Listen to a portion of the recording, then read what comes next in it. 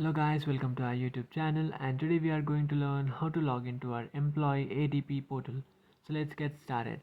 So if you want to log into your Employees ADP portal, what you can do is just open up your browser, and after opening up your browser, search for Employee Login ADP Portal.